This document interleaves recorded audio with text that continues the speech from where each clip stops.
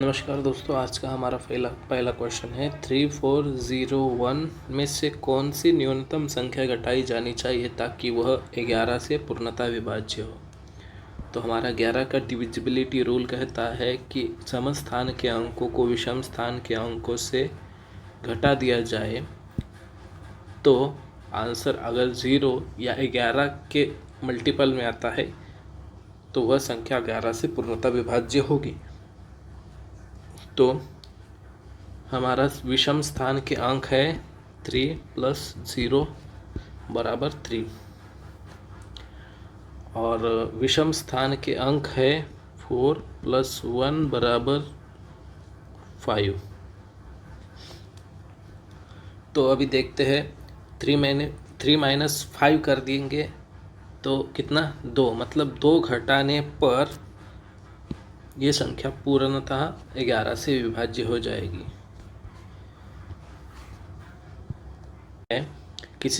अनिता ने एक समस्या का समाधान करते समय पहले किसी संख्या में से 25 घटाने और उसके बाद वर्ग निकालने के बजाय गलती से संख्या का वर्ग निकालने के बाद उसमें से 25 को घटा दिया, परंतु फिर भी उसका उत्तर सही आया। तो मान लेते हैं वह संख्या x है, तो x -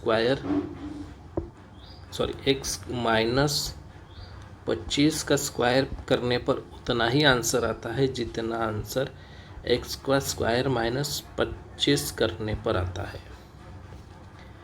तो इससे आएगा x² - 50 x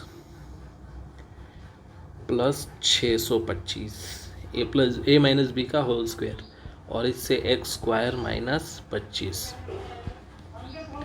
तो x से x कैंसिल हो जाएगा, तो 625 ये 25 ये साइड में आ जाएगा, माइनस का प्लस हो जाएगा 25 और 50 x आ जाएगा। तो 650 = 50x, तो x बराबर हमारा हो जाएगा 13। तो वह संख्या 13 हो जाएगी हमारी। संख्या जब 175 से विभाजित की जाती है तो शेषफल 132 आता है। उसी संख्या को यदि 25 से विभाजित किया जाए तो शेषफल कितना आएगा। तो ऐसे क्वेश्चन में डायरेक्ट 132/25 करने से आंसर आ जाएगा हमारा 7। बस यही। और हमारा अगला क्वेश्चन है, दो सतत सम संख्याओं का गुणनफल 168 है, तो संख्याओं का योगफल ज्ञात करें। तो हमेशा अगर ऐसा क्वेश्चन हमेशा आए तो 168 मतलब जो भी संख्या मिले उसमें एक ऐड करने पर जिस भी संख्या के वर्ग संख्या वाला अंक आता है, जैसे 13 का वर्ग है तो वह संख्या होगी एक 12 और एक 14। इसका सीधा फॉर्मूला ऐसा है कि वह संख्या मान लेते हैं हमारी x है, तो एक संख्या होगी एक संख्या होगी हमारी x - 1 और एक संख्या होगी x - 1 और +1।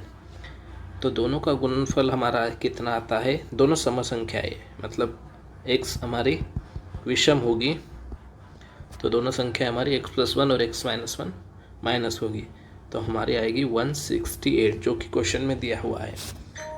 तो हमारा आंसर आएगा x² - 1 a + b × a - b का फॉर्मूला 168। तो x² = 169 और x बराबर हमारा आ जाएगा 13। तो वह दो संख्या x - 1 और x + 1 कितनी 12 और 14। तो दोनों का योग होगा हमारा 26।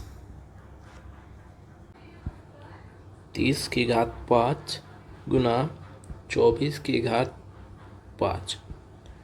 उत्पाद मतलब मल्टीप्लिकेशन।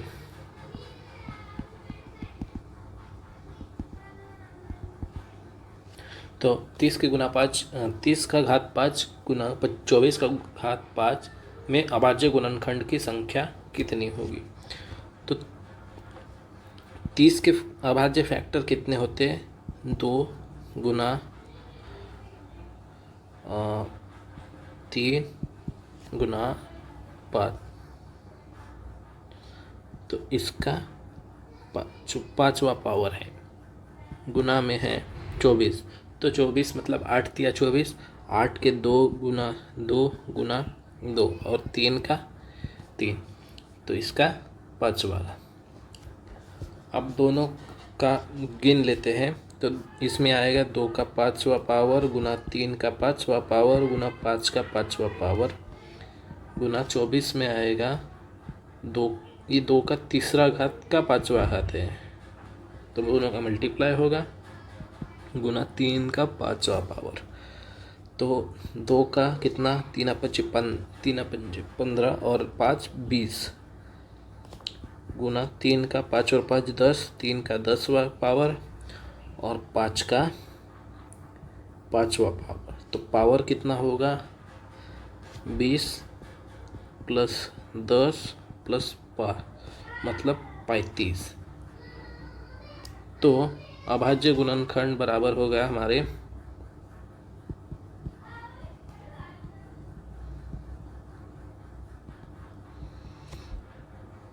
35, ये हमारा आंसर आ जाएगा।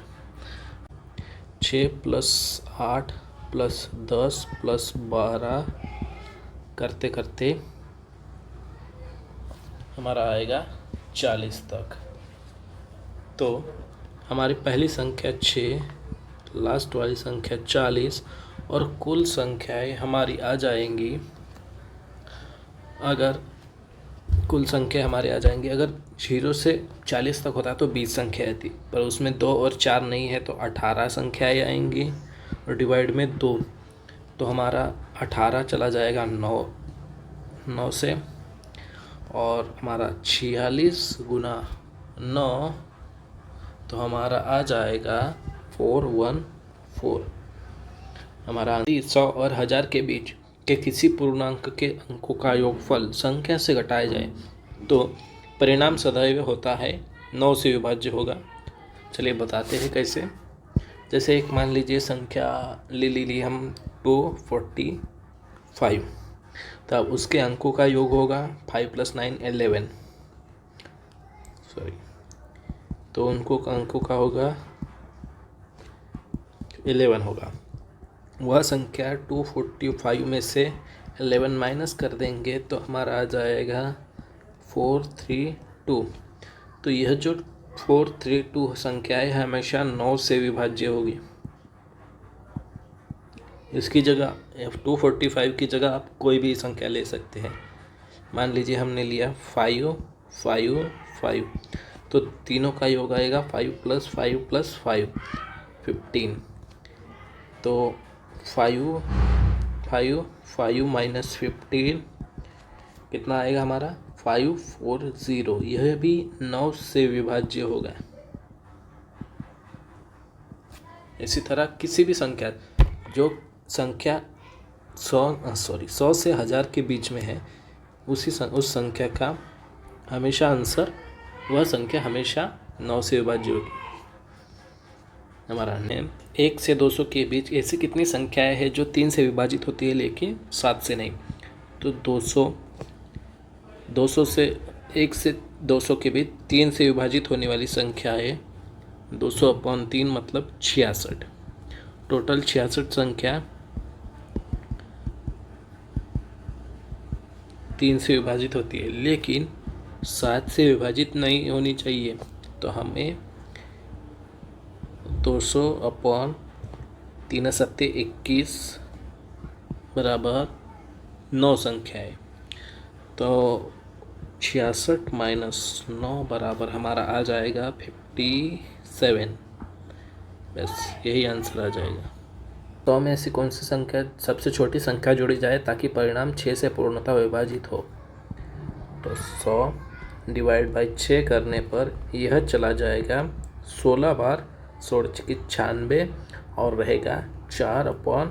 6, मतलब 4 में कितने जोड़ने पर 6 हो जाएगा? 2 जोड़ने पर। तो हमारा आंसर 2 करेक्ट हो जाएगा। कोई संख्या जब 175 में से विभाजित की जाती है तो उसका शेषफल कितना आता है? एक संख्या 175 से विभाजित की तो उसका शेषफल आया, इनका आंसर जो भी आया हो शेषफल आएगा 132/175। तो हमें पूछा है यदि उसी संख्या को 25 से विभाजित किया जाए तो शेषफल कितना होगा। तो ऐसे सवालों में सीधा सीधा 132 को 25 से विभाजित करना चाहिए, जो कि हमारा शेषफल आएगा 7। दो संख्याओं का गुणनफल 1575 है, मतलब मानो दो संख्या है x और y, तो उनका गुणनफल 1575 और उनका भागफल 9/7 है, मतलब वो संख्या होंगी x/y। तो संख्या का योगफल क्या होगा? तो x गुना y को हम x/y से डिवाइड कर देंगे तो x से x कैंसिल हो जाएगा, यह हमारा y इधर ऊपर चला जाएगा तो यहाँ हो जाएगा हमारा y का स्क्वायर। वैसे ही 1575 को हम 9/7 से भाग देंगे तो ऐसे आ जाएगा, तो 9 एकम 9 हमारा आ जाएगा, 9 और 6 7 45, 175 गुना 7। तो हमारा जो आंसर आ जाएगा वह हो जाएगा 175 गुना 7, मतलब y का स्क्वायर। तो 175 मतलब है 25 × 7 और गुना में है 7, तो y का स्क्वायर, तो 5 गुना 7 बराबर 35 हमारा हो जाएगा y। तो हमको पूछा है संख्याओं का योगफल, तो संख्याओं का योगफल होगा, एक संख्या क्या होगी हमारी 35, जो कि है 7 रेशियो, तो 9/45, तो दोनों का योग होगा हमारा 80, हमारा आंसर आ जाएगा 80।